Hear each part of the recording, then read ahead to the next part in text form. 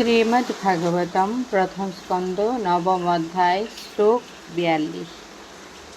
তমমিমম অহমজম শরীরভাজাম হৃদি ধিষ্ঠিতম আত্মকল্পিতানাম প্রতিদৃশ্যমিব নয়েকদার্কমেকম সমধিগতস্মি বিধূতবেধমোহ। অনুবাদ: এখন আমি পূর্ণ একাগ্রতা সহকারে আমার সম্মুখে উপস্থিত ভগবান শ্রীকৃষ্ণের ধ্যান করতে পারি, কারণ তার সম্বন্ধে আমার দ্বৈত ভাবের সমস্ত মোহ এখন দূর হয়ে গেছে।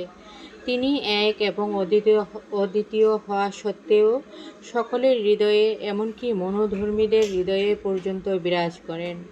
সূর্য ভিন্ন ভিন্ন ভাবে প্রতিভাত হলেও সূর্য একটি।